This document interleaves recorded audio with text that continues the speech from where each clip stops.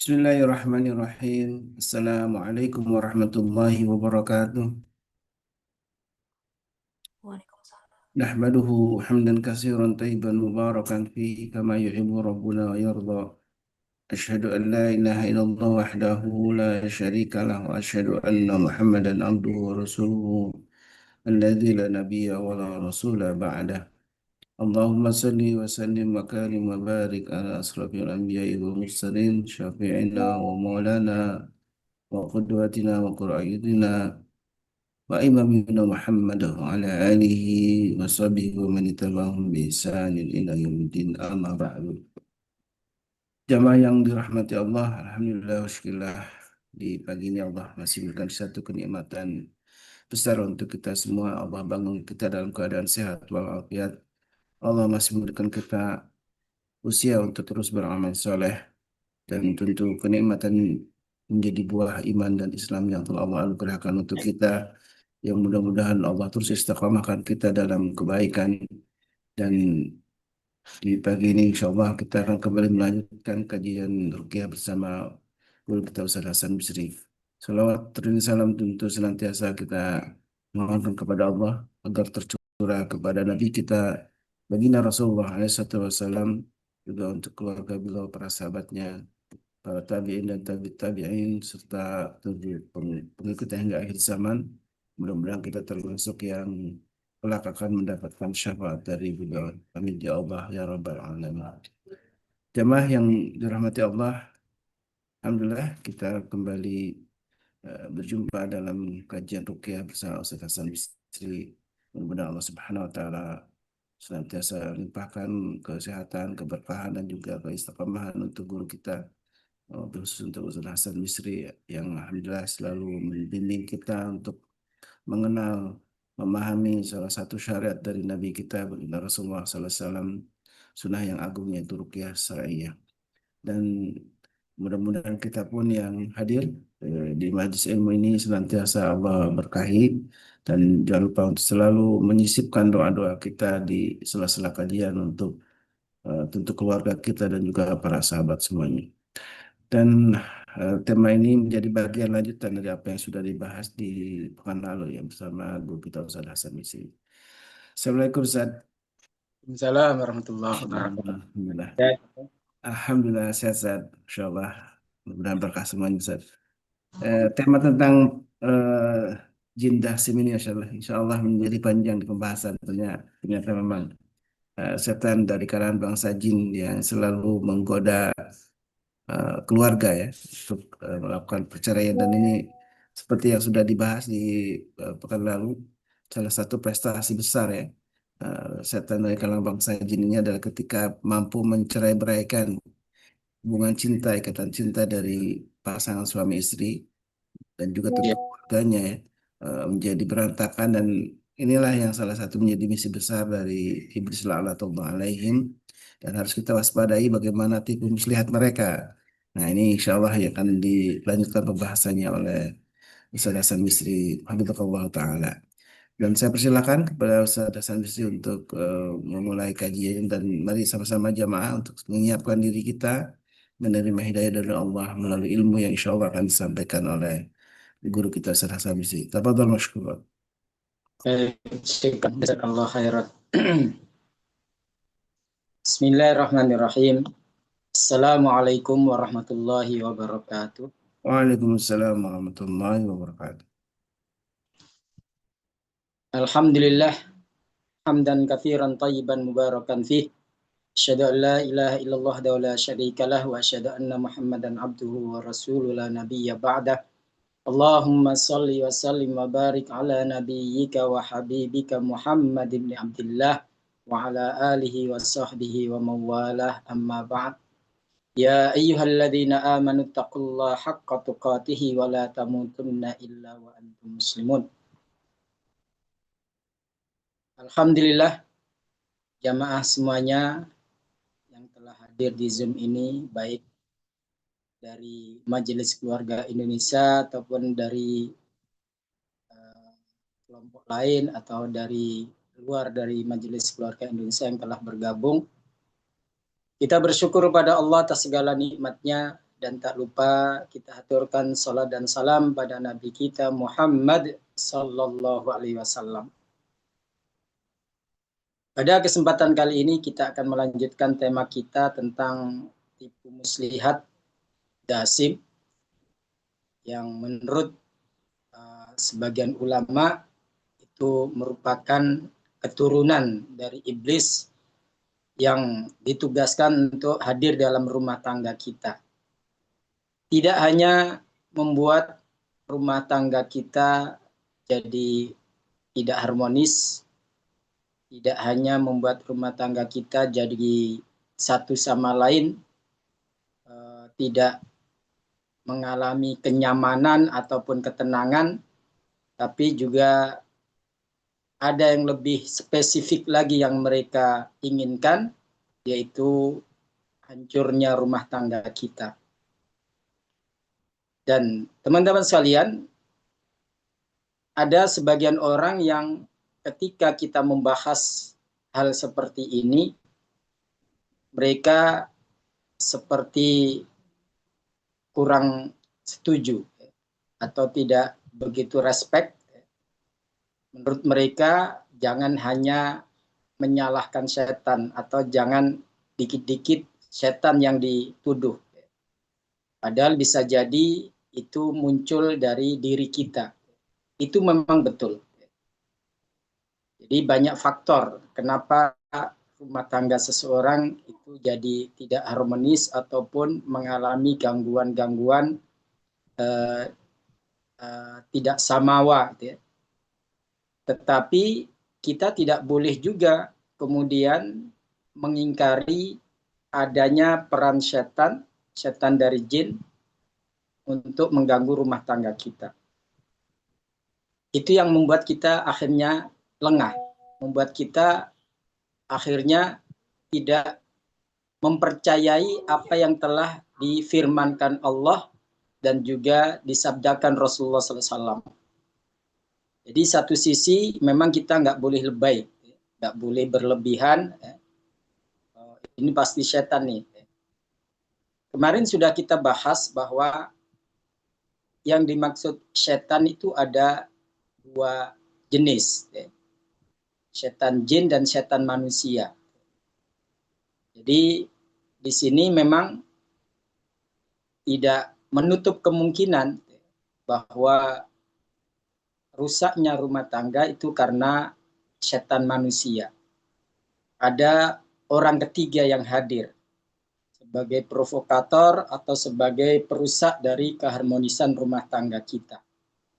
Tapi ada juga yang memang itu merupakan ulah setan. Istilahnya ada setan yang promosi jabatan. Karena di dalam undang-undang kerajaan iblis itu punya slogan, siapa yang paling besar fitnahnya kepada manusia, maka setan tersebut akan semakin dekat posisinya dengan iblis. Jadi teman-teman sekalian, terkait hal ini Allah sudah menegaskan di dalam surat Al-Baqarah ayat 102. Kita tahu bahwa banyak jenis sihir yang dilakukan oleh tukang sihir. Tapi yang disebutkan oleh Allah di surat Al-Baqarah ayat 102 tersebut justru yang disebut dengan sihir tafrik. Fayata'allamuna minhuma ma yufarriquna bihi bainal mar'i wa zawjih. Jadi di antara sihir yang diajarkan oleh iblis kepada manusia yaitu menceraikan antara suami dan istrinya. Ini firman Allah. Allah Maha tahu bagaimana sepak terjang setan jin ketika menggoda manusia. Tidak hanya mempengaruhi dan memprovokasi mereka supaya terjerumus dalam kemaksiatan dan dosa, tapi ada juga yang tujuannya adalah untuk memisahkan antara suami dan istrinya. Dan ketika kita membaca tafsir dari ayat tersebut, para ulama tafsir, para pakar tafsir tidak kemudian sinis atau nyinyir, ya. Ah, dikit-dikit setan, dikit-dikit jin. Ya. Tapi justru apa yang disampaikan Allah ini mereka fahami bahwa ini informasi gaib yang harus kita respon, yang harus kita kemudian waspada terhadap peran setan dalam rumah tangga kita. Makanya Imam Ibnu Katsir sendiri dalam kitab tafsir beliau, yaitu jilid 1 halaman 144, beliau menyampaikan wasababut tafriqah bainaz zaujaini bisihri. Adapun sebab perceraian atau berpisahnya antara suami dan istri dengan sihir atau akibat sihir, ma yukhayyalu ila rajuli awil mar'ati minal akhar min su'i mandar, yaitu mata pasangan suami istri tersebut, entah itu istri atau suaminya atau dua-duanya, itu dibikin buruk untuk melihat pasangannya. Jadi suami melihat istrinya tidak menarik atau sebaliknya. Istri melihat suaminya menyeramkan, menakutkan, sehingga gak ingin dekat-dekat dengannya, apalagi bermesraan dengannya. Atau dua-duanya, yang dipengaruhi dua-duanya, sehingga tidak muncul lagi cinta antara keduanya, yang ada hanya kebencian, bahkan ingin berpisah satu sama lain. Au khalqun au khuliqa au nahwa dzalik, au khalqin au nahwa dzalik, au aqdin au ba'dihi. Jadi di sini kata beliau tidak hanya pandangan saja, tapi bisa jadi akhirnya membuat seseorang itu seperti kasar ataupun perilakunya jadi tidak romantis atau membuat pasangannya itu takut pada pasangannya tadi. Atau yang lainnya seperti diikat. Diikat di sini artinya fungsi seorang suami itu tidak normal lagi, dipengaruhi terkait dengan hubungan badan dengan pasangannya, atau istrinya jadi dingin, cuek terhadap suaminya. Au nahwa dzalik minal asbab al-muqtadiyah lil firqah, atau hal-hal lain yang bisa menyebabkan retaknya rumah tangga yang akhirnya menuju kepada perceraian. Saya pernah ada kasus yang kita tangani terkait dengan hal ini. Jadi teman-teman sekalian, karena suami istri itu tidak percaya adanya peran setan untuk merusak rumah tangganya, mereka anggap itu adalah karena mereka saja, sehingga satu sama lain sudah tidak cocok lagi. Dan ketika sudah mengajukan cerai, gugatan cerai di pengadilan, dan sudah sidang pertama dilalui, kemudian sidang kedua, bahkan sudah beberapa kali mediasi, tapi keduanya tetap kekeh untuk berpisah. Dan akhirnya nunggu sidang terakhir, kalau memang tidak ada perubahan, hakim akan memutuskan pisah.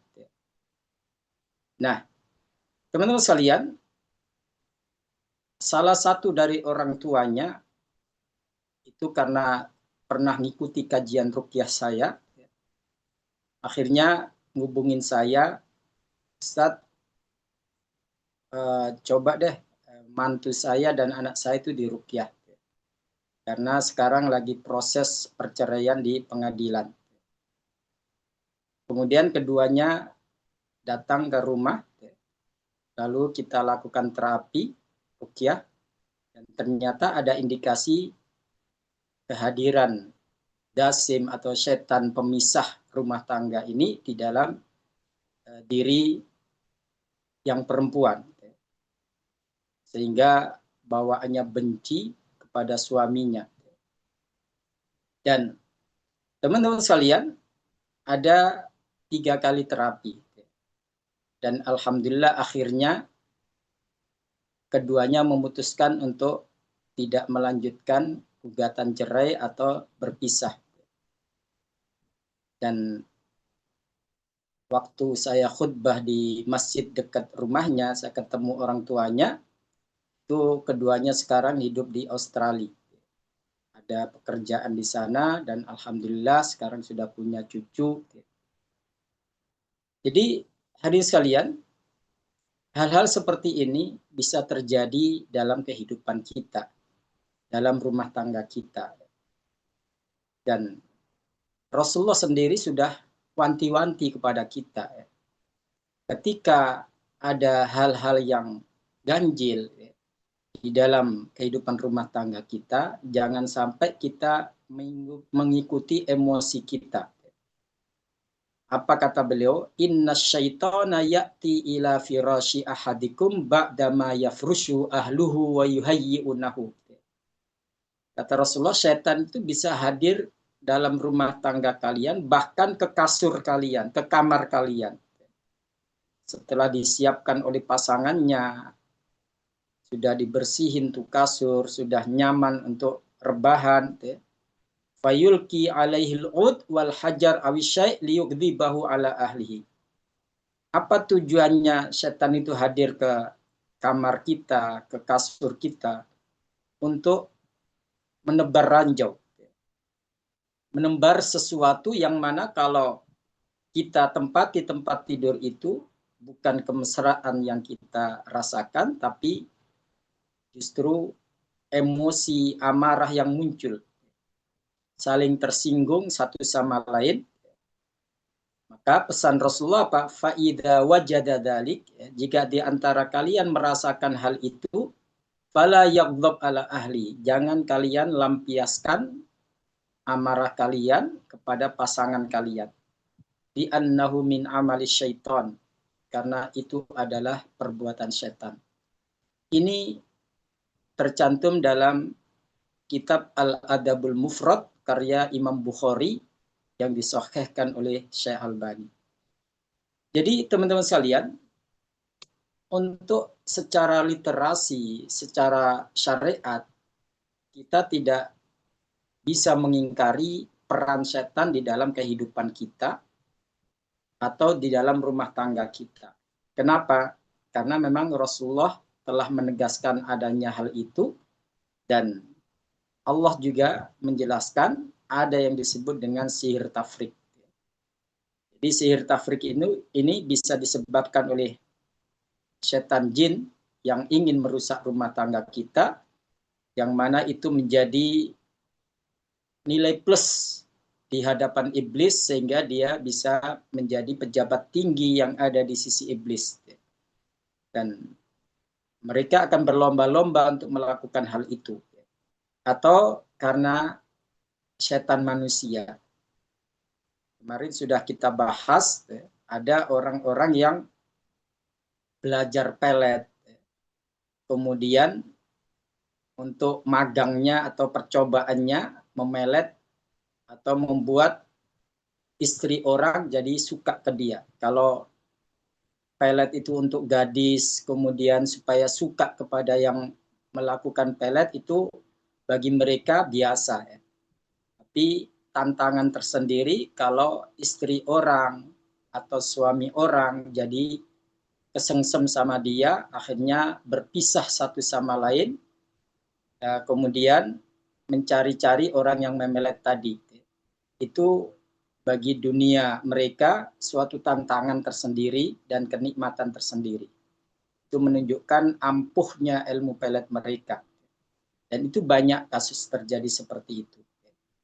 Maka dari itu, teman-teman sekalian, kita ingin mengetahui apa indikasi kalau rumah tangga kita telah terjadi sihir tafrik atau perceraian. Apa indikasi kalau dasim itu sudah merasuk dan istilahnya sudah bergumul dalam rumah tangga kita. Yang pertama, ada perubahan drastis dari cinta ke benci.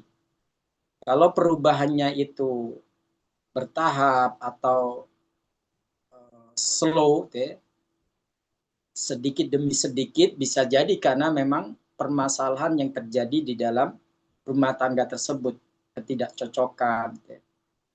Tapi kalau tiba-tiba itu ada yang aneh berarti. Saya pernah menangani kasus, dia datang ke tempat praktek kita, kemudian kebetulan yang datang istrinya, nggak bersama suaminya, istrinya ditemani oleh temannya. Kemudian dia menceritakan, Ustadz, kenapa kok saya tiba-tiba melihat suami itu kayak jijik. Saya disenggol itu kayak disenggol orang lain. Dicolek itu kayak dicolek orang lain, saya langsung marah. Kemudian ketika diajak berhubungan pun saya tidak ada gairah, tidak ada rasa. Padahal sebelum-sebelumnya nggak pernah saya mengalami hal seperti itu. Itu kata ibu tersebut. Kemudian saya tanya sejak kapan dia mengalami hal itu. Sejak reuni, Ustaz. Jadi ini nggak mengeneralisir bahwa efek dari reuni pasti begitu. Nggak semuanya. Tapi dia cerita seperti itu. Jadi saat reuni SMA, kebetulan suaminya nggak bisa ikut karena ada pekerjaan. Lalu dia ketemu mantannya dulu waktu pacaran dulu. Dan ngobrol-ngobrol biasa. Setelah itu dia minta nomor handphone. Kemudian akhirnya saling chat, saling WA-an satu sama lain, nanya kabar, nanya macam-macam. Kemudian setelah itu pernah ngajak ketemuan sekali, diajak makan. Dan sejak saat itulah, kata dia, rasa cinta ke suaminya itu pudar. Rasa hambar, nggak menikmati. Kemudian kalau malam sering mimpi laki-laki tersebut hadir dalam mimpinya, ngajak jalan bareng dan sebagainya. Walaupun itu cuma mimpi. Kalau ketemuan sekali, kopdar itu hanya sekali, dan itu dia sudah merasa nggak nyaman karena nggak bilang ke suaminya. Dan sejak saat itulah mulai terasa hubungan itu tidak hangat dengan suaminya, dan lama-lama muncul kebencian. Alhamdulillah setelah kita lakukan terapi ruqyah, sampai sekarang rumah tangga itu masih langgeng. Jadi perubahan drastis seperti itu kadang nggak kita sadari. Kadang kita anggap itu normal karena cinta yang sudah lama itu kemudian menipis ataupun hilang. Kemudian yang kedua, masalah kecil berubah jadi besar. Siapa sih yang rumah tangganya nggak ada percekcokan atau permasalahan? Rumah tangga Rasulullah saja pernah mengalami seperti itu. Artinya setiap rumah tangga suami istri pasti suatu saat ada ketidakcocokan atau ketidaksesuaian. Tapi ini beda kalau memang ada faktor setan jin yang hadir di dalam rumah tangga tersebut. Suatu yang kecil itu bisa berkobar jadi besar. Suatu yang remeh itu dianggap menjadi suatu yang sangat sangat besar sehingga jadi titik tolak untuk menggugat cerai atau minta berpisah. Padahal itu hal yang sepele. Di hal yang sepele, yang kecil itu, kalau sudah ada campur tangan setan di dalamnya, istilahnya ibarat bara itu dikipas-kipasin oleh setan, akhirnya menjadi besar. Jadi ada pemicunya di sini. Memang masalah ada, tapi ada provokator yang begitu dahsyat untuk memprovokasi kehidupan rumah tangga kita, akhirnya yang kecil itu pun menjadi sesuatu yang besar. Kemudian indikasi yang ketiga, konflik yang datang silih berganti. Ada aja masalah-masalah yang muncul dalam kehidupan, entah itu tiba-tiba terkait dengan ekonomi, atau terkait dengan anak, atau terkait dengan keluarga yang lain. Kemudian yang keempat, orang yang bersangkutan susah tidur. Kadang teringat seseorang, atau hadirnya mimpi-mimpi buruk. Itu indikasi bahwa ada setan yang telah hadir dalam kehidupannya, sehingga Allah memberikan sinyal dalam mimpi tersebut terkait dengan kehidupan rumah tangganya. Kemudian yang kelima, diselimuti buruk sangka dengan pasangan. Jadi teman-teman sekalian, rumah tangga ketika sudah tidak ada kepercayaan satu sama lain, itu menjadi penyebab dasar dari keretakannya. Kalau sudah saling buruk sangka satu sama lain, padahal bisa jadi nggak ada dasarnya atau nggak ada pijakan yang alasannya tepat, tapi namanya buruk sangka itu akan menyebabkan orang itu satu sama lain tidak suka. Suami tidak suka ketika diburuk sangka oleh istrinya, istrinya juga begitu. Kalau diburuk sangka oleh suaminya juga merasa tidak nyaman. Artinya di sini iblis atau setan itu membuat satu sama lain saling curiga, walaupun tidak ada dasar yang bisa menguatkan hal itu. Pikirannya yang dimainkan atau perasaannya. Kemudian yang keenam, seperti yang disampaikan oleh Imam Ibnu Katsir tadi, nampak paras buruk dari pasangan. Jadi apa yang dilihat itu bukan yang sebenarnya. Itulah sihir. Di sihir seperti itu. Sebagaimana ketika tukang-tukang sihir Nabi Musa, tukang-tukang sihir Fir'aun menghadapi Nabi Musa, itu tongkat dan tali yang mereka lemparkan seolah menjadi ular. Padahal hakikatnya nggak begitu. Sampai Nabi Musa pun sempat merasa takut atau gentar menghadapi itu. Sampai kemudian Allah mengatakan, la takhaf innaka antal a'la. Jangan takut Musa, apa yang kamu miliki lebih dahsyat dari apa yang mereka lakukan. Dan betul teman-teman sekalian, ketika Nabi Musa diperintahkan oleh Allah, wa alki asoka, lemparkan tongkatmu. Ternyata tongkat itu menjadi ular beneran, bukan jadi-jadian. Jadi di sini tukang-tukang sihir Fir'aun yang begitu piawai, yang begitu ahli, yang sudah suhu-suhu itu, melihat tongkat yang berubah jadi ular beneran, itu mereka langsung takluk. Karena yang mereka lihat itu bukan sihir. Kalau sihir mereka sudah paham. Menunjukkan sesuatu yang bukan aslinya. Nah, di sini mereka melihat apa yang di hadapan mereka ini bukan sihir, Sehingga mereka pun berubah, yang tadinya memusuhi Nabi Musa, akhirnya beriman pada Nabi Musa dan kepada Allah Subhanahu wa taala. Artinya sihir itu punya karakter seperti itu. Apa yang nampak di wajah pasangan kita itu berbeda dengan aslinya.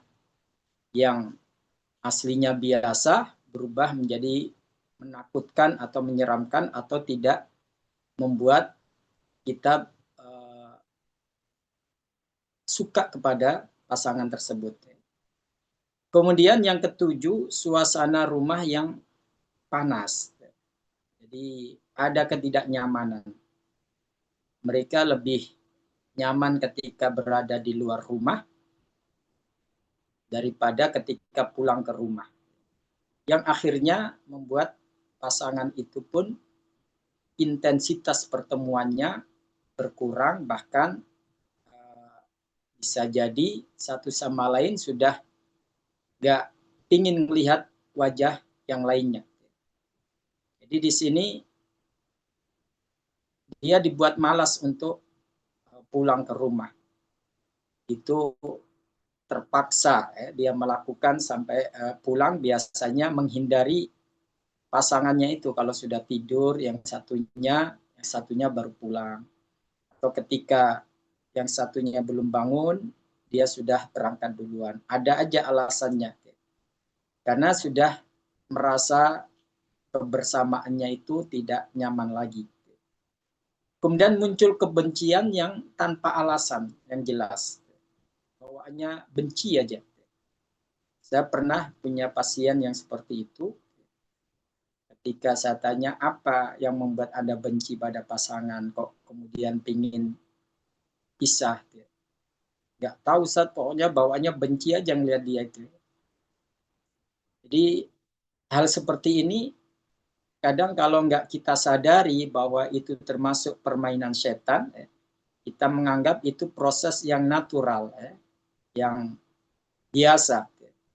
Sehingga akhirnya bisa berpisah satu sama lain. Kemudian yang selanjutnya, mudah tersulut emosi pada pasangan. Nggak bisa kesenggol dikit, marahnya luar biasa. Padahal biasanya yang namanya candaan atau godaan suami terhadap istrinya bisa saja istilahnya sebagai bumbu dalam rumah tangga, ada seni dalam berumah tangga, tapi justru itu ditanggapi negatif. Padahal tadinya itu justru membuat mereka ketawa, membuat mereka jadi cair hubungan ketika ada jok-jok atau ada cara-cara yang memancing pasangannya untuk tertawa. Tapi karena memang ada provokator lain, itu justru membuat tersinggung satu sama lain. Nah, ini akhirnya tidak dihindarkan, tidak bisa dihindari, emosi itu muncul, kemarahan meluap-luap. Kemudian yang ke-10 seperti yang disampaikan oleh Imam Ibnu Katsir tadi, perubahan perilaku. Yang tadinya ramah, yang tadinya istilahnya itu tidak kasar, jadi kasar. Bahkan tidak jarang akhirnya muncul KDRT. Saya pernah nangani kasus ini di daerah Depok, dan saat itu suami yang datang ke tempat saya bahwa istrinya seorang dosen di universitas terkenal. Jadi istrinya tiba-tiba menggugat cerai, minta cerai. Saya tanya apa sebabnya. Jadi kata suaminya, ketika bulan Ramadan saat menyiapkan sahur untuk anak-anaknya, entah apa yang membuat suaminya itu tersinggung, akhirnya dia refleks memukul istrinya. Dan setelah dia memukul istrinya itu, dia kayak lemes ya. Kemudian dia terdiam merenung apa yang sudah terjadi. Jadi dia refleks melakukan hal itu. Dan karena istrinya seorang akademisi, nggak bisa mentolerir apa yang dia lakukan itu. Langsung besoknya dia mengajukan gugatan cerai. Dan karena suami tadi menyadari apa yang dia lakukan tadi suatu yang nggak wajar, yang di luar nalar dia akhirnya datang ke tempat saya untuk minta diruqyah. Dan ternyata saat kita ruqyah ada reaksi yang cukup kuat. Dan saat proses ruqyah tersebut dan hasil dari ngobrol saya dengan orang tersebut, ternyata ada kaitannya dengan dulu waktu di SMA dia pernah ikut kelompok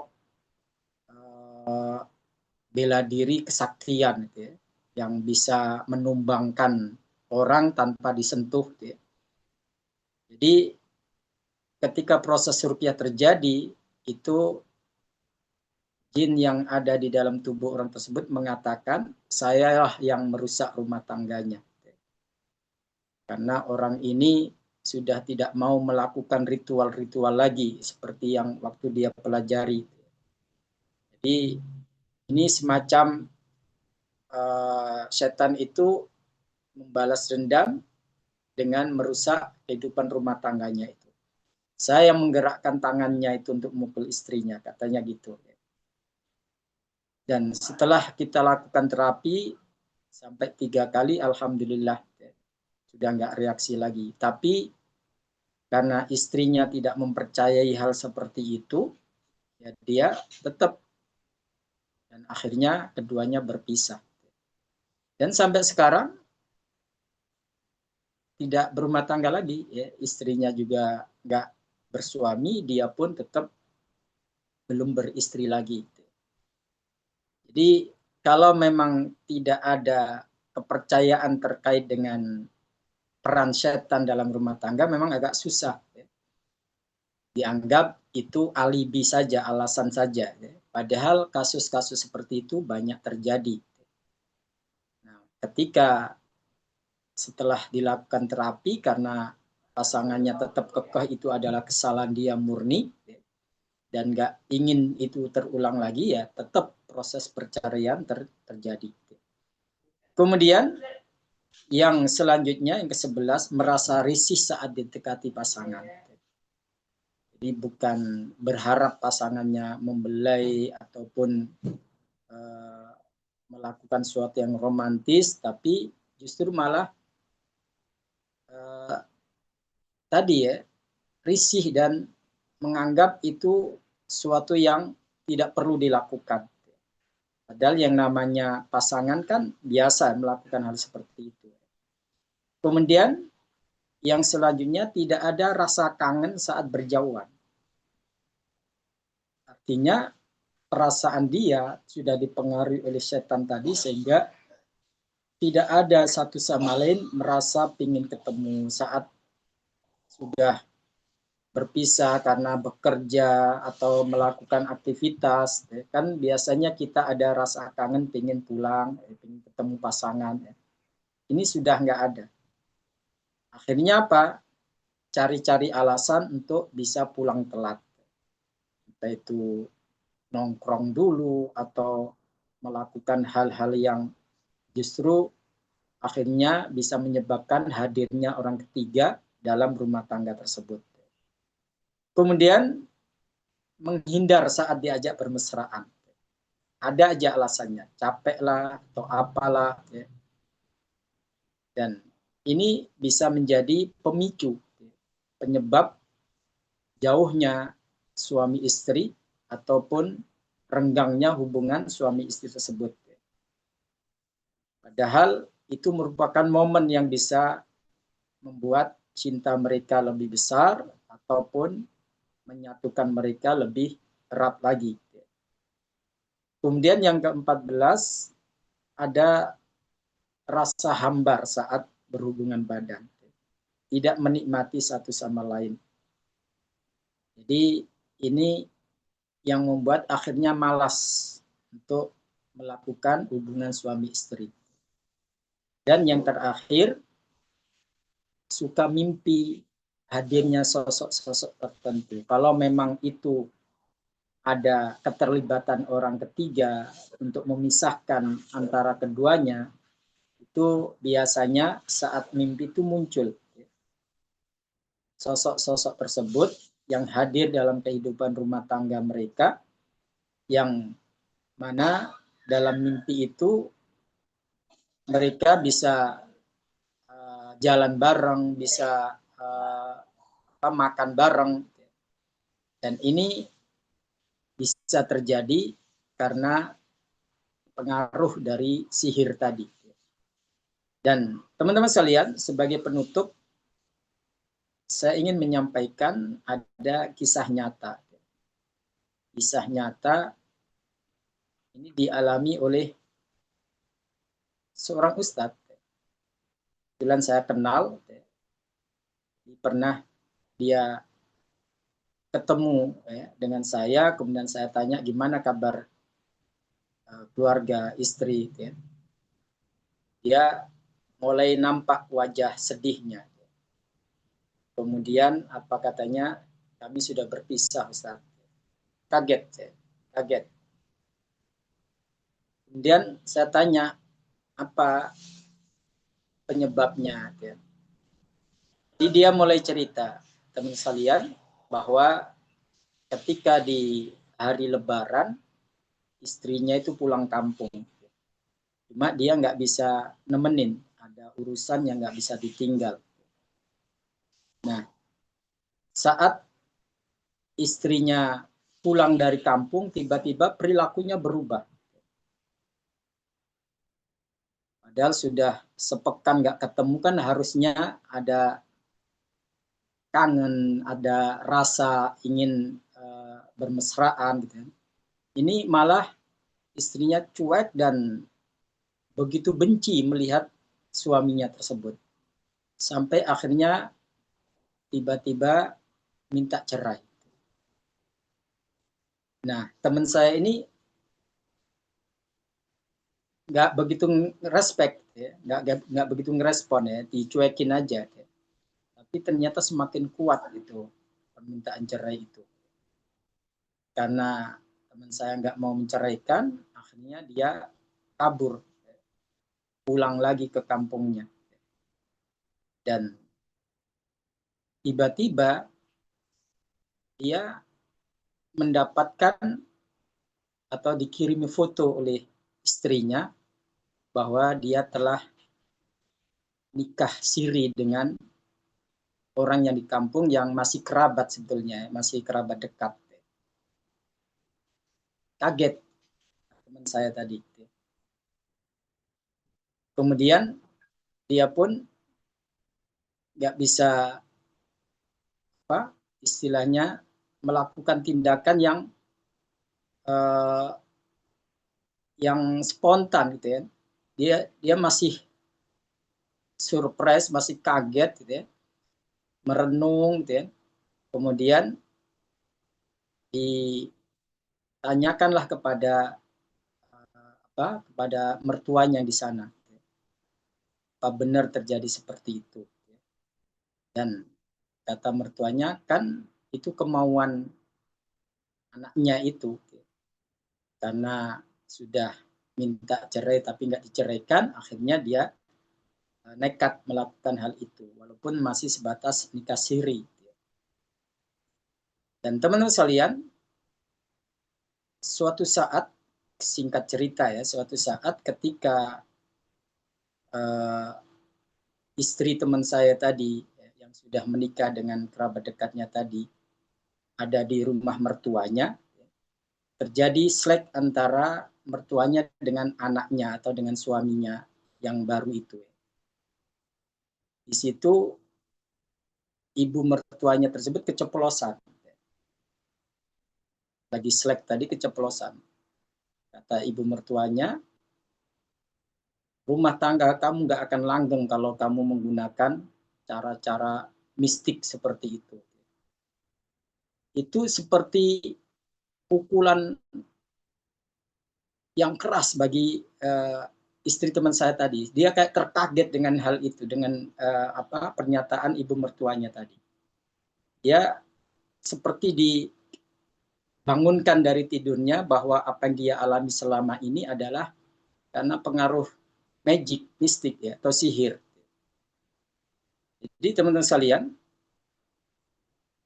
teman saya cerita bahwa ketika istrinya pulang dari kampungnya itu, dia membawa semacam kayak tasbih itu, dikasih oleh ternyata suami yang barunya itu, dikasih oleh seseorang katanya.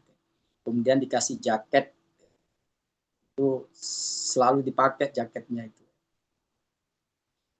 Ternyata melalui benda-benda itulah istri teman saya tadi dipengaruhi secara magic. Gitu. Akhirnya dia seperti tersentak, kemudian lalu minta cerai gitu, ke suami yang barunya tadi. Gitu. Bahwa dia telah melakukan hal-hal yang mistik, gitu, dan dia nggak rela diperlakukan seperti itu. Gitu.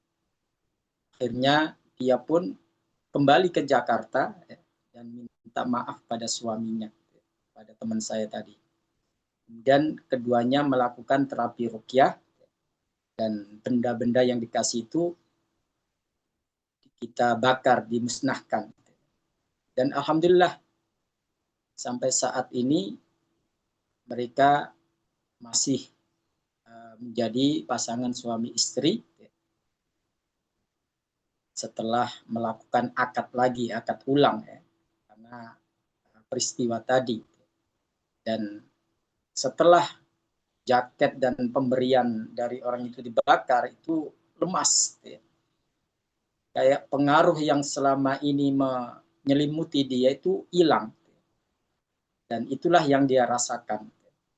Jadi teman-teman sekalian, masih banyak kisah-kisah seperti itu yang pernah kita tangani.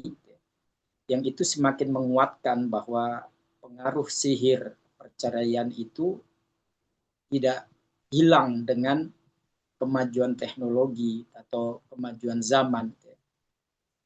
Jadi kekuatan-kekuatan seperti itu bisa muncul.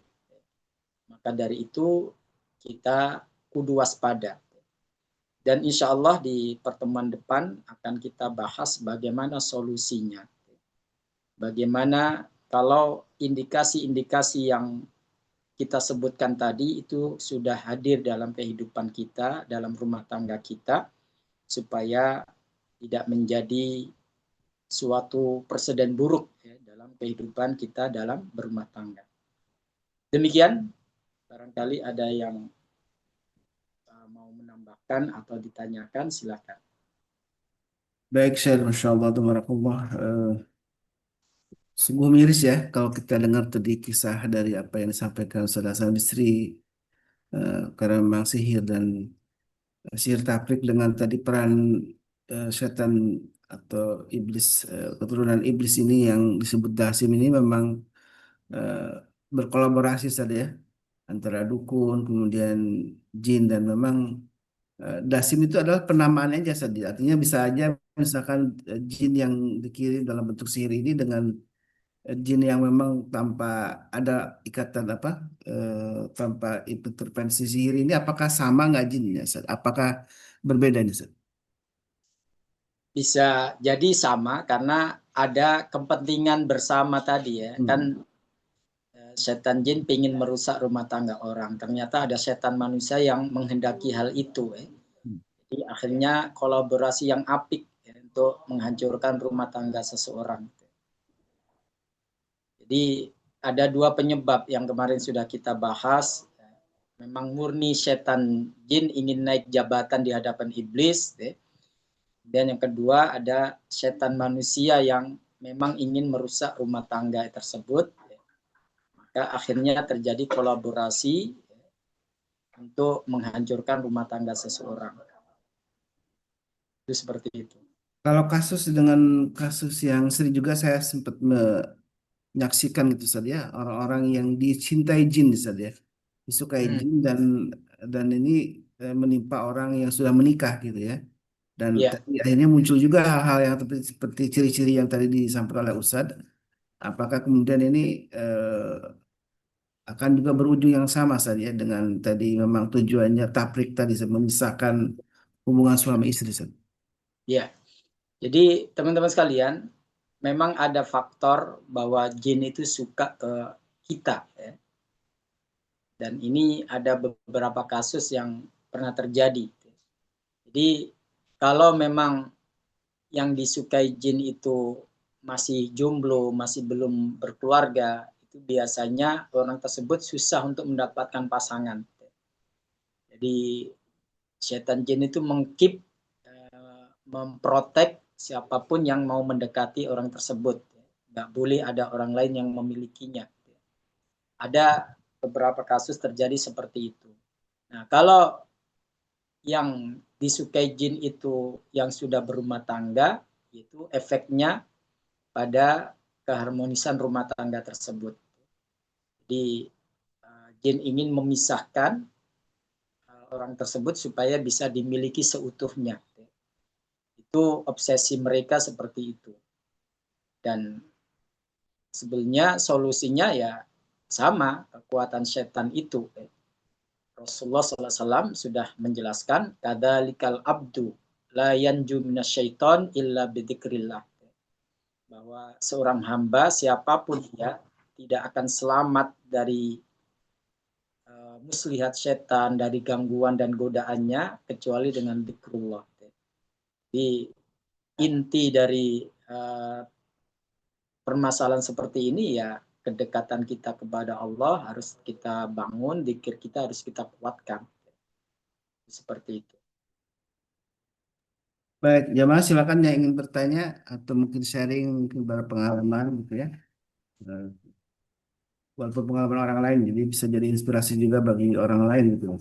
Silakan yang ingin sharing eh, atau bertanya tentang fenomena yang sungguh terjadi di antara kita, bahkan mungkin kita mengalaminya ya. Dan alhamdulillah ya, mudah-mudahan kita Allah jaga semua supaya tidak terjadi ketidakharmonisan keluarga akibat tadi dari baik sihir maupun tadi karena ulah dari setan bangsa jin yang memang punya tujuan misi besar yaitu untuk menjadikan keluarga tidak harmonis. Kalau saya pernah menyaksikan juga saya di tetangga gitu ya, di sekitar komplek itu ada orang yang jadi kalau kata orang sih MPD gitu saja. Jadi Hmm. punya kayak kelainan gitu, sering mengungkapkan, mengatakan kata cerai ke istrinya dengan mudah Hmm. gitu kan ya. Tapi beberapa saat kemudian dia berbaik-baik lagi gitu kan ya. Minta beberapa kali malah diusir gitu dari rumahnya. Tapi dia Hmm. kemudian jemput minta lagi kembali ke rumahnya untuk urus anak. Apakah eh, orang-orang seperti ini juga termasuk yang sama, Ustaz? Ataukah ada Ya. tapi memang ada kalau dilihat dari riwayat hidupnya dia memang ada luka pengasuhan ya sejak kecil gitu ya yang biasa di apa namanya eh, diasuh dengan cara kekerasan gitu ya perlakuannya mendapat kekerasan sejak kecil dan itu kemudian ketika dewasa pun dia melakukan hal serupa terhadap istrinya selain melakukan Hmm. kekerasan gitu ya bahkan juga fisik gitu ya. Tapi Hmm. begitu, setelah mudah mengatakan cerai, kemudian dijemput lagi, dibagi lagi, dikasih hadiah. Ini apa perilaku seperti ini gimana Ustaz kalau melihatnya Ustaz? Iya, baik. Itu bisa jadi ada dua faktor, faktor psikologis karena memang didikan ataupun perlakuan yang dia alami waktu kecil, sehingga dia terbiasa dengan hal-hal seperti itu, bersifat kasar, keras. Tapi bisa juga kondisi seperti itu dimanfaatkan oleh setan jin untuk memperburuk keadaan, untuk membuat semakin runyam. Jadi kalau kita menjumpai permasalahan seperti itu, biasanya kita paralel, kita kombinasikan terapi ruqyah dengan terapi psikologis atau psikiatri. Jadi secara kejiwaan ada yang membimbing untuk memperbaiki, dan kita backup dengan zikir dan doa, dengan ruqyah. Dan itu biasanya hasilnya sangat signifikan, lebih cepat kalau kita ada kombinasi seperti itu. Jadi kalau memang ada indikasi bahwa itu adalah faktor psikologis dia waktu kecil atau waktu tumbuh berkembang, maka kita juga lakukan terapi psikologisnya. Tapi kalau dulu nggak ada riwayat seperti itu, kemudian tiba-tiba menjadi kasar, tiba-tiba menjadi arogan, itu bisa jadi itu pengaruh dalam dirinya dari setan jin yang ingin memisahkan rumah tangganya. Jadi kalau ada indikasi begitu, ya berarti terapi ruqyah itulah yang harus dia jalani. Tapi kalau ada indikasi psikologis dia, ya berarti kita padukan. Dan itu kombinasi yang sangat bagus. Silakan. Ini saya bacakan Ustaz, ada pertanyaan dari jamaah ya, Ibu Mary dari Pamulang. Izin bertanya Ustaz, kita mengenal zikir pagi, petang, al-maksurat pagi, petang sebagai perlindungan ya, dan itu butuh waktu untuk membacanya. Adakah zikir pendek yang powerful juga yang bisa dibaca untuk perlindungan, terutama bagi mereka yang belum terbiasa zikir pagi petang nih? Ini Ustaz nih minta nasihatnya nih. Kalau zikir pagi petang yang biasa kita baca lumayan panjang ya. Nah, kalau Iya, ada yang pendeknya, misalkan ini dengan satu ini aja cukup melindungi gitu, Ustaz. iya. Baik.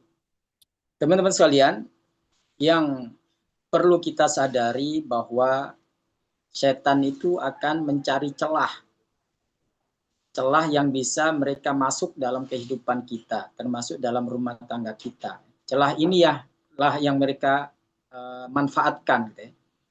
Kalau kita membuka lebar, dalam artian kita ngeblank, sholat aja bolong-bolong, zikir enggak, ya itu bukan celah lagi. Kita membuka pintu itu namanya, untuk mereka bisa hadir. Nah, banyak zikir-zikir yang sudah diajarkan oleh Rasulullah kepada kita, termasuk zikir pagi dan sore. Itu kalau kita baca semuanya memang membutuhkan waktu. Nah, disinilah kita bisa bayangkan bagaimana Rasulullah yang begitu dekat dengan Allah, begitu banyak tugas-tugasnya, begitu banyak tanggung jawabnya, beliau membiasakan diri untuk zikir pagi dan sore. Itu kan luar biasa. Kita nggak sesibuk beliau aja, nggak sebanyak beliau tugasnya, itu terkadang nggak sempat, merasa nggak sempat untuk melakukan hal itu. Padahal Rasulullah SAW itu jangan ditanya sholatnya, jangan ditanya puasanya, tapi zikirnya beliau sangat kuat. Apa kata beliau? Kata beliau, saya zikir dari subuh sampai terbit matahari atau dari asar sampai terbenam matahari, itu lebih aku cintai daripada memerdekakan 4 orang budak.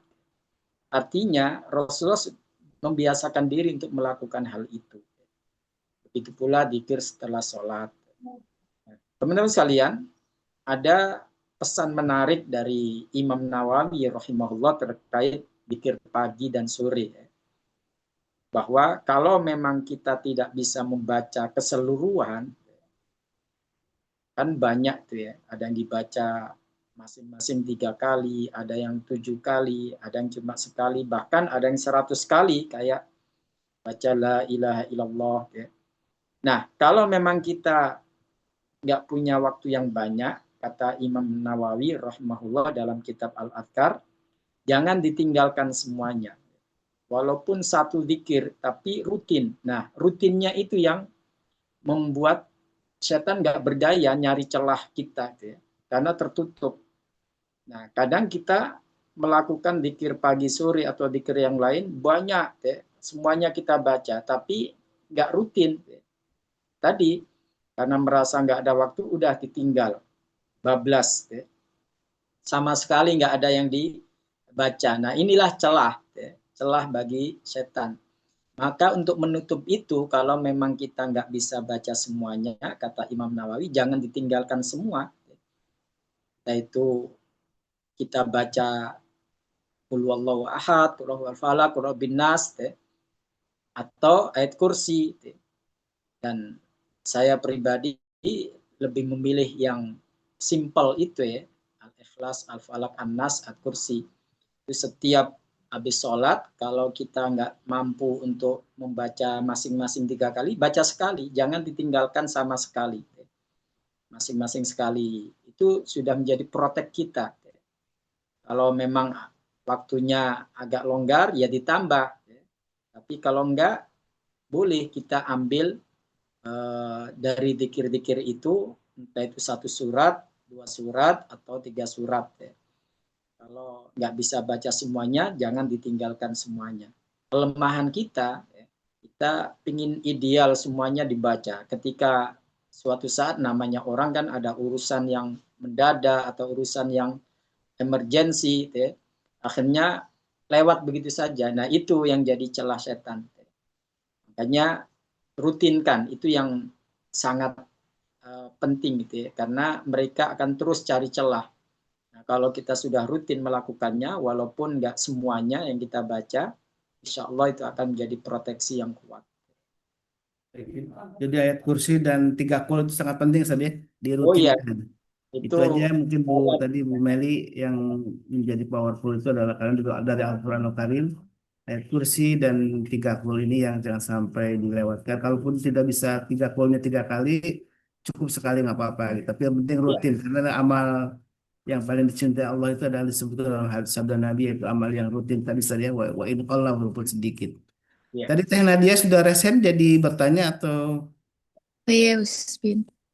Assalamualaikum warahmatullahi wabarakatuh. Waalaikumsalam. Waalaikumsalam. Ustadz, kan kalau jin dasim itu biasanya cekcok gitu ya urusannya gitu. Tapi bisakah si jin dasim ini secara smooth gitu dia mempengaruhi misalnya si istrinya jadi sakit gitu, dia mempengaruhi dari fisik misalnya dari kesehatan anak gitu kayak gitu. Mungkin nggak sih? Atau memang itu tugasnya jin lain gitu. Dan kemudian misalnya eh, justru dibuatnya jadi seperti lebih halus gitu ya. Jadi misalnya keduanya jadi sibuk gitu.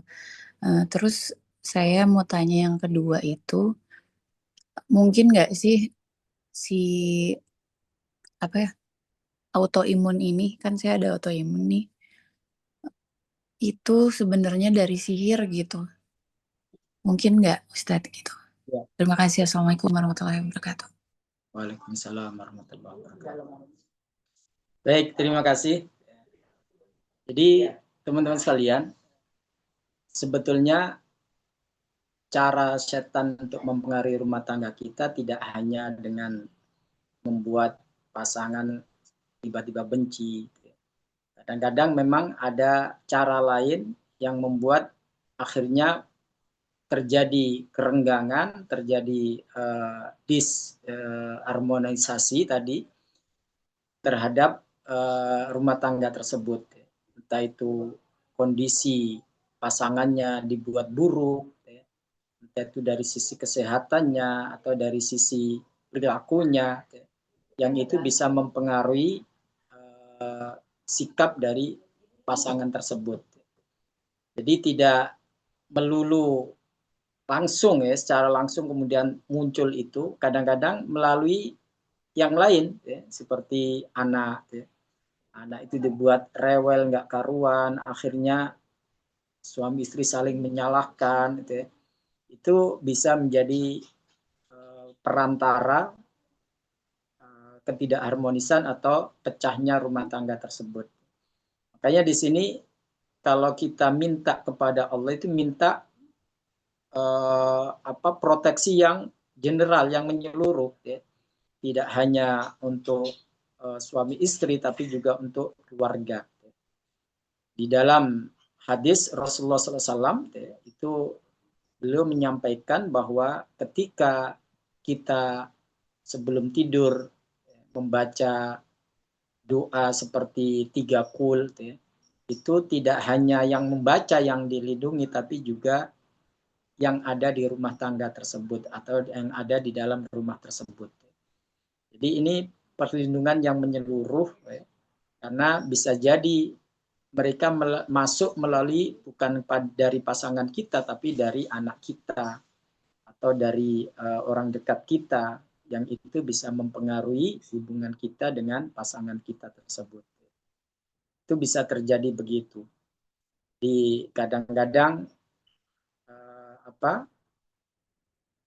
pekerjaan itu juga jadi pintu, yang akhirnya ekonomi dari rumah tangga itu terpengaruhi, yang kemudian membuat hubungan antara suami dan istri tadi mengalami suatu masalah.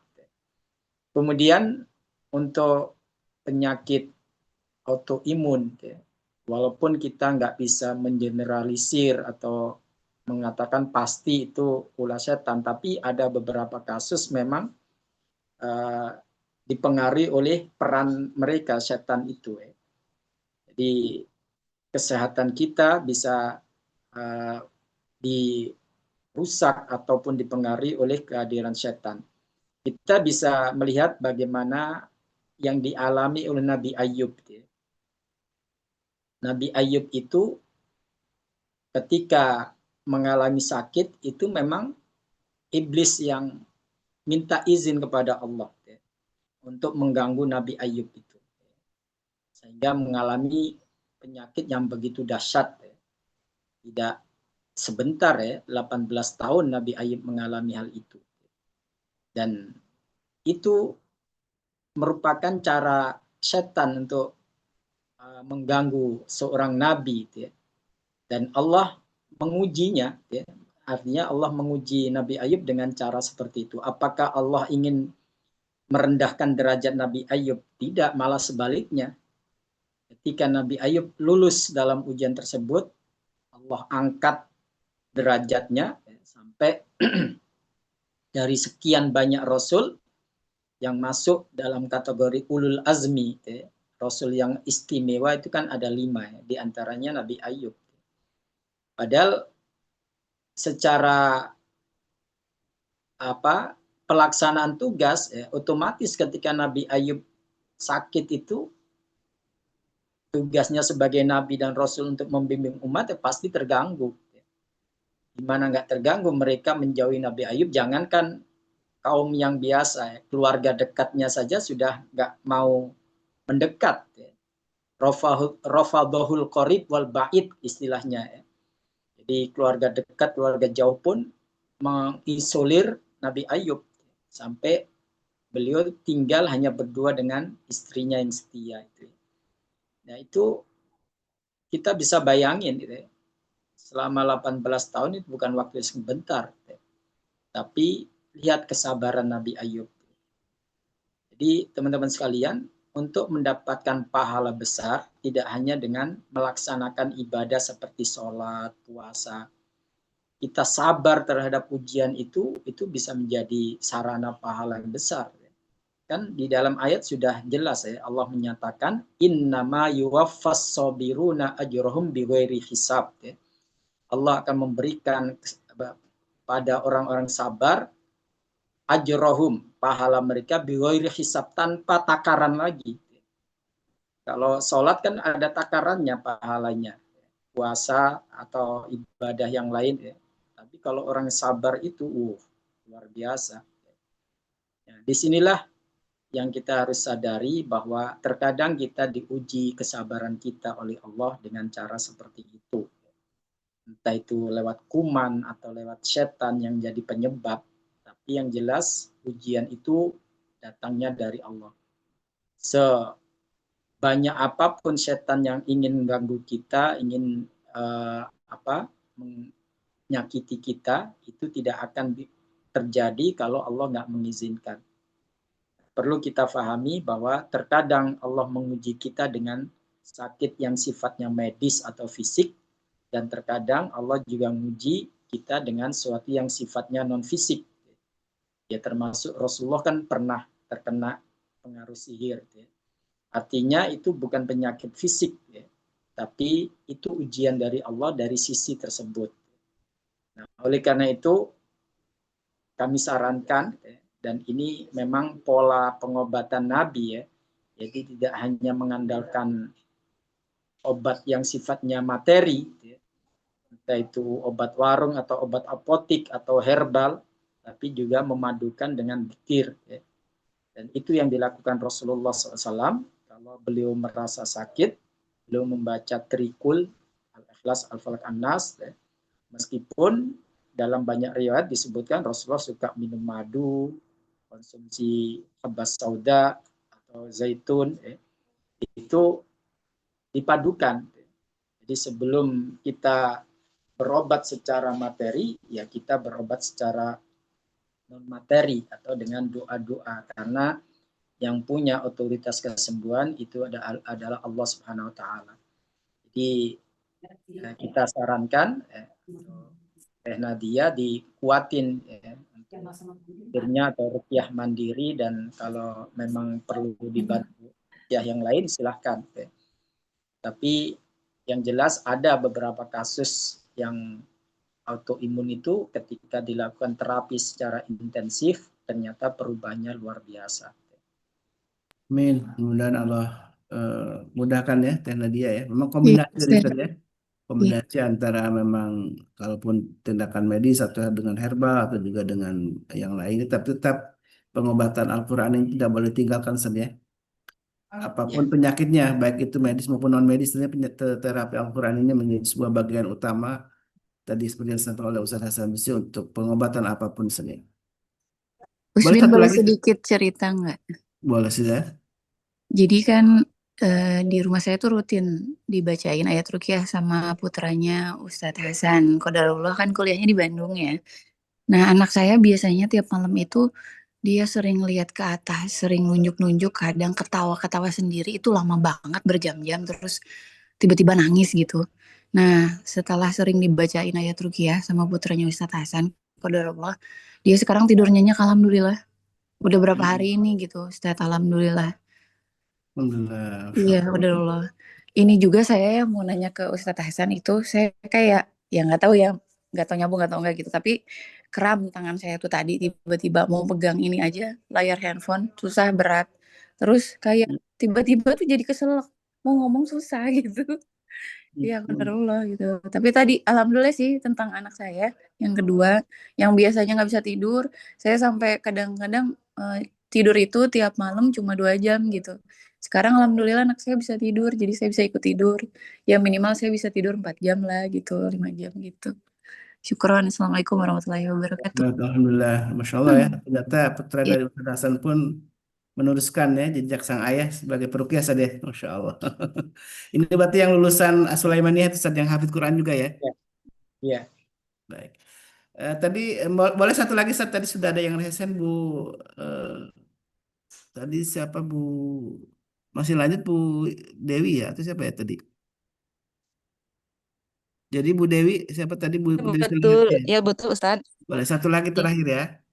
Iya betul, ya baik. Silakan Bu Dewi. Assalamualaikum warahmatullahi wabarakatuh Ustadz. Waalaikumsalam warahmatullahi wabarakatuh. Iya begini. Eh, ya Allah, begini kan kebetulan saya itu emang mungkin Pak Ustadz Hasan belum tahu ya. Saya tuh kan tinggal cuma bertiga sama cucu aja gitu ya, perempuan Ya. dua-duanya. Nah, saya kan tahun 2018 jatuh, 2019 kena stroke dan sekarang masih menjalani terapi di Hermina. Terus ini saya tuh apa sering ketindihan gitu ya, sering ketindihan. Eh, Alhamdulillah apa tuh kalau sholat sholat gitu saya jalani, dikir saya jalani continue continue gitu ya. Terus kalau ada waktu libur cucu-cucu itu kita sholat berjamaah Sabtu Minggu, sholat berjamaah subuh sampai malam maghrib kita berjamaah ngaji bersama, tiap malam ada ngaji bersama gitu, Bada Isya karena mereka senggangnya Bada Isya. Nah udah gitu apa ya, saya itu udah diterapi 3 kali, diruqyah 3 kali kan katanya ketindihan itu, katanya harus diruqyah. Udah 3 kali diruqyah, tapi tetap aja meskipun sudah baca baca yang seperti tadi Ustadz Hasan katakan, 3 kul, ayat kursi, terus bahkan saya setiap mau tidur baca Yasin gitu ya. Tapi tetap aja masih ketindihan. Nah, masih ketindihan aja gitu. Terakhir saya rukyah lagi. Selain itu, pas yang di terapi itu, saya badan saya gitu ya, jantung sering berdebar, udah ke EKG 2 kali, hasilnya tidak ada apa-apa. Kepala sering sakit sampai lagi masak, lagi makan pun saya pusing, pingsan gitu. Di scan kepala nggak ada apa-apa, ya. Jadi yang ke dokternya itu, yang ke rumah sakit cuma diterapi karena struknya aja. Kalau yang itu semua kata dokter tidak apa-apa Ibu, sehat semuanya itu. Perut sering sakit, nah kemarin sakit leher sangat-sangat sakit. Lagi nunggu hasil hasil ronsen ini baru kemarin nggak tahu hasilnya seperti itu. Nah, saya udah bingung sampai tidur tuh nggak tenang gitu ya. Tapi alhamdulillah tahajud saya laksanakan udah bertahun-tahun. Kebetulan kan cucu itu sekolahnya full day, jadi saya bangun 2:30 masak buat bekalnya, selagi nunggu masakan itu saya pasti tahajud gitu ngaji. Saya tidak tahu harus bagaimana lagi Ustadz, karena ini tidur saya, kualitas tidur saya tiap malam cuma 1-2 jam, sehingga saya sering ngedrop darah karena kurang tidur. Nah, kan paginya saya harus beraktivitas karena jualan yang mencari nafkah sendiri gitu. Tidur saya nggak bisa. Kalau malam memang saya nggak bisa tidur karena selalu ketindihan, sampai saya kalau tidur teh harus meluk Al-Quran gitu. Kalau duduk baru nggak ketindihan, kalau tidur udah miring sana, udah sini. Saya udah nggak tahu lagi gitu harus bagaimana. Sementara cucu saya dari SD sampai sekarang SMP kelas 7 sering dibully gitu. Apa itu efeknya gitu? Apa gimana Ustadz? Tolong pencerahannya, saya harus bagaimana ini menghadapi saya ketindihan terus gitu. Assalamualaikum warahmatullahi wabarakatuh. Jazakallahu khairan. Bu tinggal di mana, Bu? Di Bandung. Oh, di Bandung. Iya. Dekat Teh Nadia. Teh Nadia Bandung sana ya, tengah ya daerah sana. Saya Bandung Timur. Saya dekat alun-alun Ujung Berung Bandung di situ. Jauh, alun-alun Ujung Berung ya, saya sih jauh. lebih dekat ke anak Ustadz itu. Oh gitu. Emang kuliahnya di mana gitu? Di Cibiru. Oh iya, di Cibiru dekat lah ini daerah saya ini. Iya, itu Ujung Berung itu tempat paling jauh di Indonesia itu, Bu ya. Di mana? Tetangganya Cibiru. Iya. Waktu di rukyah itu ada yang dirasakan nggak, Bu? Apa tenang aja? Waktu pertama tenang aja. Waktu kedua kan di videoin tuh nggak jadar, sayanya katanya nangis gitu kan ya, teriak-teriak yang waktu kedua itu. Terus saya kayak saat reaksi itu Ibu sadar ya saat reaksi itu? Ya nggak tahu karena katanya saya ngomong gitu kan gitu. Saya juga nggak tahu, pasti liatin videonya, Mas Allah itu saya kayak gitu ya gitu. Terus yang terakhir itu katanya saya ini ada jin nasabnya gitu, nggak bisa keluar gitu, kata yang ngerukyah 3 orang itu. Jadi saya bingung gitu, bagaimana ini Ustadz? Iya, jadi sebetulnya apa yang dialami oleh Bu Dewi, kemudian dari kronologi saat dirukyah, memang saya bisa mengatakan positif ada gangguan, Bu. Apa dari unsur atau yang lain, wallahu a'lam ya, kalau untuk menentukan hal itu. Tapi dalam dalam kaedah rukyah ya, apapun sebabnya, entah itu kiriman orang atau nasab atau yang lain, itu ya rukyah itulah solusinya. Apalagi kalau ketika di rukyah ibu sampai nggak sadar melakukan apa, teriak atau nangis, itu indikasi memang gangguannya agak kuat. Beda Oh, kalau begitu ya. dia itu reaksi tapi setengah sadar. Setengah sadar itu kita melakukan sesuatu, kita sadar tapi kita nggak bisa mengendalikan. Tiba-tiba nangis saja nggak bisa mengendalikan. Nah itu setengah sadar namanya. Oh iya, Kalau iya. saya sarankan Bu, di samping terapi mandiri yang sudah Ibu lakukan, Ibu perlu dibantu secara intensif Bu, Iya, untuk baik-baik. rukyahnya itu. Karena kadang nggak cukup hanya sekali 2 kali, apalagi kalau benar, saya nggak bisa memastikan kalau benar Iya, ada iya. faktor WhatsApp, itu biasanya memang agak perlu intensif Bu, perlu Oh, begitu ya. dilakukan berkali-kali. Dan Oh, begitu. yang paling mendasar Bu, kalau memang ada unsur faktor jin nasab, jangan kita memanfaatkan keberadaan jin itu. Jangan sampai mereka merasa keberadaannya itu bermanfaat untuk kita. Misalnya nih, kadang-kadang ini Ya. ada beberapa kasus. Jadi kalau ada faktor jin nasab, kemudian misalnya nih kayak kita melihat orang kayak ada sesuatu ini, kemudian kita sampaikan ke orang itu, ternyata benar. Nah, itu bisa jadi jin itu merasa bermanfaat untuk membantu ibu dalam Oh membantu iya, orang lain, gitu ya. itu Atau sering itu kayak gitu. Kayak gini, kan saya lihat orang itu kayak gitu, itu feeling saya ke teman, itu feeling saya orang kayak begini, bener. Itu feeling saya, itu emang seperti itu. nah itu Betul-betul jangan diceploskan katakan. Bu, jangan disampaikan ke orang itu. Kita lawan dengan Oh, supaya apa? Supaya jin itu nggak punya celah untuk istilahnya mendikte kita atau untuk membantu kita. Kalau itu kita kasih ruang, itu dia nggak merasa dolim, merasa bermanfaat. Selama ini saya bantu kok. Itu begitu. Ustaz, begini, bagaimana kalau kan kayak beberapa kali ya cucu-cucu ini, nenek, aku diajak teman ini dari sekolah katanya ada acara makan-makan gini ya. Terus coba lihat orangnya yang mana, ini fotonya, kayaknya ini seperti ini. Dia katanya, terus saya tanya ini dari sekolah, benar-benar dari sekolah kamu atau ini alumni? Nah, ketika saya ngomong begitu, saya bilang jangan ikut, tapi nanti teman aku semua ikut itu ya kemarin pas Ramadan kemarin tuh buka bersama. Terus saya bilang jangan karena nenek lihat ini nggak akan benar ya. Ternyata hampir 50 orang tertipu, jadi harus bayar 55.000 untuk buka puasa. Dianya kabur gitu. Nah, itu bagaimana? Kalau yang begitu untuk menyelamatkan cucu-cucu bagaimana?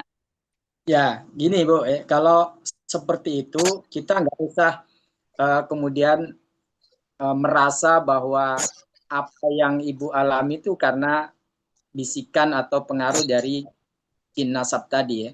Jadi kalau Oh iya, memang kalau memang Ibu melihat apa yang ada itu ada yang nggak beres, sudah nggak usah ikut, udah gitu oh, aja. Ya. oh Kemudian saya terangin. Oh, kemudian setelah itu kita backup dengan dikir Bu, supaya oh itu nggak baik-baik. mempengaruhi, nggak Oh iya baik. hadir dalam kehidupan kita. Itu seperti itu. Oh iya Jadi baik-baik. celah-celah itu harus ditutup supaya apa? Supaya jin yang selama ini gangguin kita dalam tanda kutip ya hadir dalam kehidupan kita itu nggak merasa kita kasih ruang. Oh iya baik-baik. Karena ada Bu yang seperti itu malah diasah dalam artian ya ada ritual khusus, kemudian buka praktek, bantu orang, ngobatin dan sebagainya, itu sama dengan memelihara mereka ya. Dan itu Auzubillahi susah. Iya, Iya, saya iya, pernah iya. nerapi seperti itu Bu ya. Jadi orang ini karena punya potensi seperti itu kemudian dimanfaatkan. Itu terkenal dulu Bu di Jakarta pengobatan wanita tersebut padahal masih muda waktu itu. Oh Dan iya, iya. setelah itu dia mengalami gangguan-gangguan, kemudian kita lakukan terapi, itu cukup lama Bu terapinya. Dan Oh iya, iya, alhamdulillah normal ya. iya, Jadi iya. memang harus ada ketegasan dalam diri kita. Saya tidak perlu kehadiran kalian, saya tidak perlu bantuan kalian, saya hanya bersandar kepada Allah ya. Itu Iya. kita tata tauhid kita Iya. itu supaya mereka nggak punya celah untuk bisa memanfaatkan kita. Iya. Baik. Ya, jadi Dan saya nanti takut gitu kalau kalau itu Bu, anak-anak lagi, kalau Ustadz, kalau Bu lagi Dewi kalau anak-anak lagi nggak ada nih, lagi di luar, misalnya kerja kelompok sampai malam, saya di rumah sendiri kayak takut jadinya. Saya jadi merasa gimana ya, jadi takut nggak bisa. Katakan anak-anak, nenek tidur aja dulu, nanti kita pulang jam ini. Saya nggak berani tidur kalau sendiri itu, takut jadinya. Itu Bu ya, Dewi nanti baiknya memakan bisa Bu. langsung konsultasi saja boleh saja? Ya, setelah ini bisa nanti ada kalau itu waktu luang nanti bisa kita komunikasi kemudian nanti bagaimana solusinya. Ya. Oh iya, baik-baik, Baik, Bu Dewi Ustaz. silakan. Mudah-mudahan kita doakan jamaah. Bu Dewi juga Allah mudahkan ya untuk terapinya. Jadi Amin, amin, amin. dan memang jangan sampai kemudian bosan saja. Kemudian karena Ya. berkali Iya, rupiah kok nggak mempan, kemudian akhirnya berhenti. Nah itu yang iya, jadi. betul, betul. Udah 3 kali berhenti jadinya ini, nggak ada Nah ini apa-apanya, itu itu masih yang juga memang gitu. disukai mereka bangsa jin atau sihir apapun ya. Ketika rupiah ini hanya baru 3 kali kemudian berhenti, itulah yang memang Berhenti, diinginkan. Ya. Jadi terus iya, iya, kita jadi kemudian, terus istiqomah dengan ruqyah karena kita iya, nggak tahu ruqyah yang keberapa kemudian Allah turunkan kesembuhan untuk kita semua ya. Alhamdulillah iya, syukur. amin, amin, Iya amin. karena Jadi waktunya kemudian terbatas kesiapan, jadi Ustaz. tidak mungkin bisa lebih detail. Silakan Bu Dewi kalau ingin lebih panjang langsung menghubungi Ustaz Hasan. Mungkin juga nanti kalau mungkin ada kesempatan bisa diuruki oleh langsung oleh Ustaz Hasan, Masya Allah ya. Mudah Allah berikan kesembuhan juga untuk yang lainnya yang mungkin belum sempat bertanya. Amin, amin, amin, Dan Allah juga selalu limpahkan kesembuhan untuk kita semua. Dan tadi Ibu amin. apa namanya Realme ya ini yang belum ada namanya di sini. Handphonenya aja namanya Realme. Sudah pertanyaannya sudah dijawab di chat ya silakan untuk di apa namanya dibaca. Dan Oh, jangan ya. Rilmi itu saya, Ustaz, mungkin. Ini tadi terputus. Oh gitu ya, ya. Ini ada Iya, iya. namanya di chat soalnya sudah ada yang nanya Oh, iya, iya. mungkin lain orangnya kali. Ya, makasih ya. Baik, Assalamualaikum warahmatullahi Alhamdulillah, wabarakatuh. musykilah. Jazakallah khairan Ustaz Hasan Ya, atas sama-sama. waktunya, nasihatnya untuk kita semua. Insya Allah akan kita lanjutkan kajian tentang ruqyah di pekan depan ya. Sabtu pekan depan, mudah-mudahan Allah mudahkan kita semua. Allah tetap jaga keistiqomahan kita dalam kebaikan-kebaikan dan amal soleh. Apalagi di bulan Muharram ini, bulan istimewa yang Allah muliakan, mudah-mudahan kita masih tetap bisa fastabiqul khairat untuk terus berlomba dalam kebajikan. Karena terhubung dengan waktu tentu tidak mungkin kita bisa lebih detail. Insya Allah di pekan depan kita lanjutkan dan informasi tentang ruqyah apa khitan gratis Insya Allah khitan yang rutin kita lakukan di hari ini Insya Allah akan diselenggarakan oleh Rumah Hifdzan Zina MKI ya bersama Dr. Piki, Bude Darmi, Bunda Aisyah dan juga jamaah-jamaah yang lainnya Insya Allah. Jazakumullah khairan katsira bagi jamaah yang sudah berdonasi mendukung kegiatan ini. Mudah-mudahan Allah balas dengan balasan terbaik untuk kita semua. Amin. Tutup dengan doa kafatul majlis. Subhanakallahumma wa bihamdika. Asyhadu an la ilaha illa anta astaghfiruka wa atubu ilaik. Mohon maaf kalau ada khilafan dari kami. Alaikum hadana wa iyyakum. Assalamualaikum warahmatullahi wabarakatuh. Waalaikumsalam. Waalaikumsalam warahmatullahi wabarakatuh. Jazakumullah khairan, Ustaz. اللهم ارحمنا بالقرآن واجعله لنا إماما ونورا وهدى ورحمة اللهم ذكرنا منه ما نسينا وعلمنا منه ما جهلنا وارزقنا تلاوته آناء الليل وأطراف النهار واجعله لنا حجة يا رب العالمين